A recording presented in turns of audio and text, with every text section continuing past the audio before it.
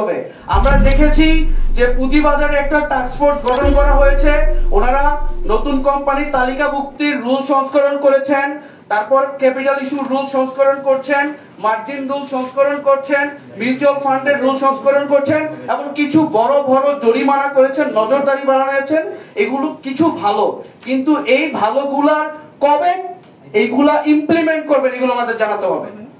আপনারা যদি বলেন যে এই কালকে এসে আমি জেড ক্যাটাগরি চেঞ্জ করে দিব, আপনার এতগুলো কোম্পানি জেড ক্যাটাগরিতে ফেলে দিব, এটা কোনো ভালো রেগুলেটরের লক্ষণ না। আপনাকে দেখতে হবে গ্লোবাল মার্কেটে আপনি কিন্তু সরকারকে যে ফালাইছেন এটা কি আইন করে ফালাইছেন? না, আইন করে কিন্তু আওয়ামী লীগকে ফালানো হয় নাই। সো আপনাকে মনে রাখতে হবে আপনি একটা নতুন বাংলাদেশের রেগুলেটর, আপনারা নতুন বাংলাদেশের রেগুলেটর। আপনারা এসে পরের দিনই জেড ক্যাটাগরিতে এতগুলো কোম্পানি ফেলে দিবেন, এটা ঠিক না। আপনি দেখেন ডিভিডেন্ডের কারণে কি জেড ক্যাটাগরি পৃথিবীর কোথাও হয়? না, হয় না। আজকে মেটা তো কত বছর জীবনে কয়বার ডিভিডেন্ড দিছে? ও কি জেড ক্যাটাগরিতে গেছে? মাইক্রোসফট জেড ক্যাটাগরিতে গেছে? টেসলা জেড ক্যাটাগরিতে গেছে? তাহলে কি আপনার কি টেসলা থেকে ভালো কোম্পানি এখানে আছে? এইগুলো হাস্যকর না? একদম হাস্যকর। এইভাবে চলতে পারে না। আমরা জাতীয় নাগরিক পার্টির পক্ষ থেকে আমরা বলতে এসেছি যে আপনারা যেটা করবেন, নাম্বার 1 আপনারা এই যে ক্যাটাগরি বেসড অন ডিভিডেন্ড এটা বাদ দেন, এটা দরকার নাই। আপনারা দেখেন ইন্ডিয়াতেও যদি আমরা বলি, ইন্ডিয়াতে শুধুমাত্র তখনই জেড ক্যাটাগরিতে পাঠানো হয় যদি আপনি দেউলিয়া হন। এইটা হইতে পারে, কিন্তু আপনি ডিভিডেন্ড দিবেন না এই কারণে দেউলিয়া হবে, এটা মানা যাবে না। এটা কোনোভাবে আমরা সাপোর্ট করতে পারি না। এটা সারা বিশ্বের মার্কেটের সাথে কনফ্লিক্ট করে। 2 নাম্বার, আমরা দেখেছি যে আমাদের ক্যাপিটাল গেইনের উপর ট্যাক্স দেওয়া হয়েছে আইএমএফ এর শর্ত অনুযায়ী। ভাই, আমাদের দেশে মানুষের কয় টাকার ক্যাপিটাল গেইন হয়? সবাই তো ক্যাপিটাল লস। তো কিসের আপনি ক্যাপিটাল গেইন ট্যাক্স রাখছেন? হাস্যকর না এটা? আমরা এনবিআর কে বলতে চাই আপনারা ক্যাপিটাল গেইন ট্যাক্স উঠাই দেন। জেনারেল পাবলিকের জন্য কোনো ক্যাপিটাল গেইন ট্যাক্স দরকার নাই। আগে এই মার্কেট ডেভেলপ করেন, তারপর আপনারা ক্যাপিটাল গেইন ট্যাক্স দিয়েন। ঠিক আছে? 1 2 নাম্বার, এই যে ডিভিডেন্ড, একজন মানুষের ইনকাম যদি ইনকাম ট্যাক্স উইথ সারচার্জ যদি 40% হয়, তাকে ডিভিডেন্ডের উপর 40% ট্যাক্স দিতে হবে। কেন ভাই? এই কোম্পানি তো ট্যাক্স দিয়ে এসেছে আর্নিং এর উপর অলরেডি, দিয়েছে না? তারপর কিসের ডিভিডেন্ডের উপর ট্যাক্স? দরকার আছে এটা? দরকার নাই। আপনি একবার ট্যাক্স দিয়েছেন, একটা কোম্পানি 27.5% ট্যাক্স দিয়ে এসেছে, আপনি কেন তার কাছ থেকে আবার ইনভেস্টরের কাছ থেকে 40% ট্যাক্স নেবেন, 25% ট্যাক্স নেবেন? এটা কি হতে পারে? পৃথিবীর কয়টা দেশে ডুয়াল ট্যাক্সেশন আছে? আপনি তো আমেরিকাতেও গিয়ে দেখবেন ট্যাক্সেশন নাই, ডুয়াল ট্যাক্সেশন। তো ডিভিডেন্ডের উপর ট্যাক্স রাখতে কে বলছে আপনাদেরকে? দরকার আছে কোন ডিভিডেন্ডের উপর ট্যাক্স?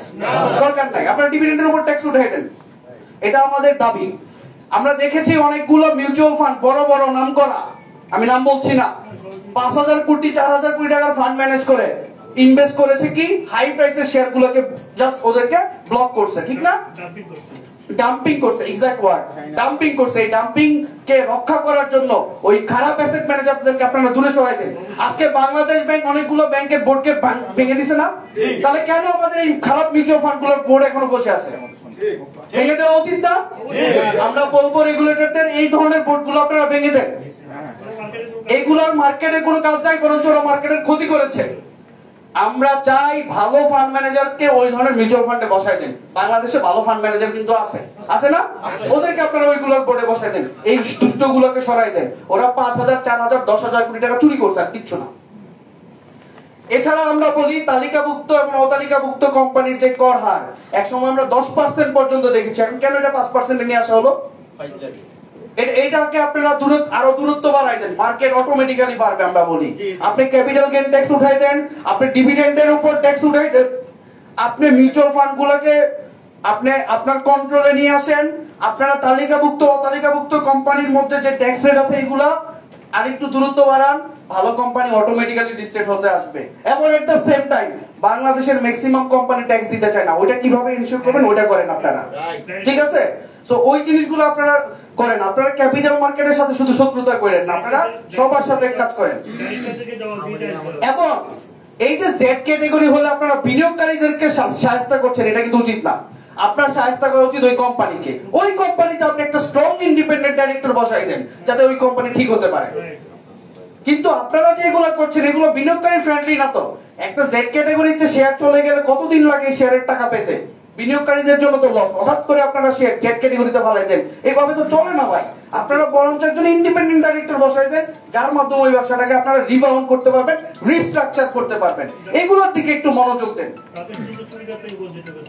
এছাড়া আমাদের দেশে অ্যাসেট বেক সিকিউরিটিজ যেমন রিয়েল এস্টেট ইনভেস্টমেন্ট ট্রাস্ট, এগুলো গাইডলাইন হয়েছে, কিন্তু এখনো করের ব্যবস্থা, করের অনেক সমস্যা রয়েছে। আমরা এনবিআর কে বলবো এই করগুলো ট্রান্সফার ট্যাক্স, আমি যখন একটা বিল্ডিং কে আমার ফান্ডের মধ্যে আনবো, ওই ট্রান্সফার ট্যাক্স গুলো আপনারা উইথড্র করে দেন। তাহলে দেখবেন শুধুমাত্র শেয়ারই থাকবে না, এখানে মানুষ রিয়েল এস্টেটেও ইনভেস্ট করতে পারবে। এই জিনিসগুলো এনশিওর করেন। সারা ওয়ার্ল্ডে এইগুলো আছে, কেন বাংলাদেশে থাকবে না?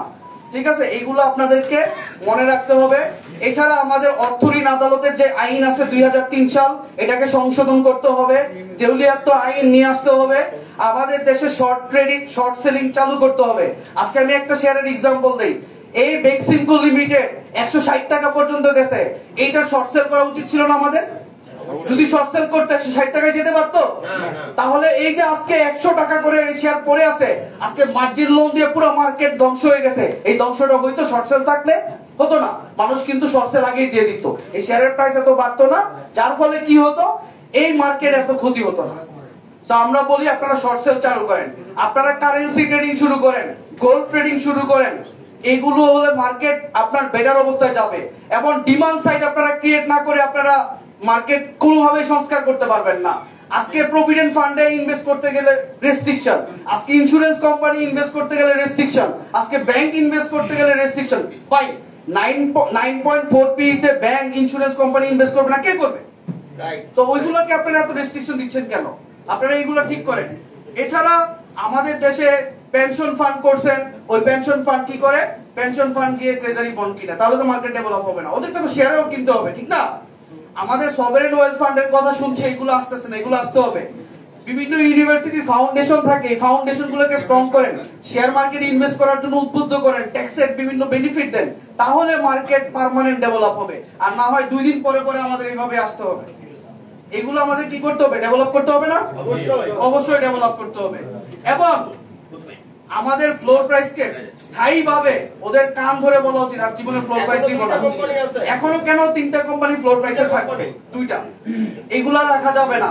এবং আপনারা যদি দেখেন একটা ইন্টারেস্টিং কথা আছে, গত 10 বছরে বা 15 বছরে এত দুর্নীতি করা হয়েছে। এই যে গ্রামীণ ফোনের সাথে যা করা হয়েছিল বা এই নগদকে যে আনডিউ বেনিফিট দেওয়া হয়েছিল, এগুলোর একটা ইমপ্যাক্ট মার্কেটে পড়েছিল, বিদেশিরা চলে গিয়েছিল। এখন আপনারা বিদেশিদেরকে দেশে নিয়ে আসেন, বিডা প্রোগ্রাম করতেছে, আপনারা কেন প্রোগ্রাম করতে পারতেছেন না ইনভেস্টমেন্ট সামিট?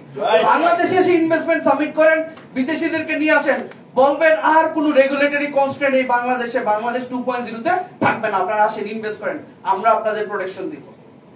বললে কি আপনার ডিমান্ড বাড়বে না? আজকে স্কয়ার ফার্মার শেয়ারের দাম কেন 210 টাকা থাকবে ভাই? স্কয়ার ফার্মার মানে এত ভালো আর্নিংস, এত ভালো কোম্পানি, কেন এত কম দাম? এটা তো মানা যায় না ভাই। আজকে এত ভালো ভালো কোম্পানি শেয়ারের প্রাইস এত কম থাকবে কেন? আমি এক্সাম্পল দিচ্ছি, আমি কিন্তু কাউকে রেফার করছি না, মানে আমি জাস্ট বলতেছি। হ্যাঁ, এইভাবে একটা মার্কেট থাকতে পারে না। আমরা বিএসসি কে বলবো স্টক এক্সচেঞ্জ, ব্রোকার এবং বিনিয়োগকারীদের মধ্যে সাথে আপনারা বসেন, আপনারা রেগুলার বসেন, আপনাদের কমিউনিকেশন স্কিল বাড়াতে হবে। আপনাদের কমিউনিকেশন স্কিল খুবই দুর্বল, খুবই দুর্বল আপনাদের কমিউনিকেশন স্কিল। এই কমিউনিকেশন স্কিল বাড়াতে হবে। আপনাদের সাংবাদিকদের সাথে বসতে হবে, আমাদের ইনভেস্টরদের সাথে বসতে হবে, ইনস্টিটিউশন গুলোর সাথে আপনারা রেগুলার বসেন, কিভাবে একসাথে কাজ করা যায়, কিভাবে এই মার্কেটকে ডেভেলপ করা যায়, এগুলো নিয়ে আপনারা কাজ করেন। আপনারা কাজ করলে বাংলাদেশের অর্থনীতি ভালো হবে। একটা দেশের কিন্তু অর্থনীতির আয়না হচ্ছে শেয়ার মার্কেট, কিন্তু আমরা এখন দেখতেছি শেয়ার মার্কেট ব্লিডিং হচ্ছে। কোন সরকার বলতে পারে না যে আমার অর্থনীতি ভালো যাচ্ছে উইদাউট তার ক্যাপিটাল মার্কেট, ঠিক না? কিন্তু আমরা দেখছি কি ক্যাপিটাল মার্কেট ভালো না করে তারা অন্যদিকে ফোকাস করতেছে। এই ফোকাস কিন্তু আপনাদের ঠিক জায়গায় আনতে হবে। কি করলে এই মার্কেট ভালো হবে, কি করলে সবার মধ্যে আস্থা ফিরে আসতে হবে, আমি মনে করি এটা আপনাদের জানা আছে। আপনারা এই কাজগুলো শুরু করেন, দ্রুত করেন। এই যে সামনে বাজেট আসতেছে, আমাদের যে ডিমান্ড, আপনারা ডিভিডেন্ডের উপর ট্যাক্স উঠায় দেন, আপনারা ক্যাপিটাল গেইনের উপর ট্যাক্স উঠায় দেন, আপনারা অ্যাসেট ব্যাক সিকিউরিটিজের ট্রান্সফার ট্যাক্স উঠায় দেন, আপনারা কর কাঠামোগুলো ঠিক করেন, দেখবেন অটোমেটিক্যালি মার্কেট বেড়ে যাবে।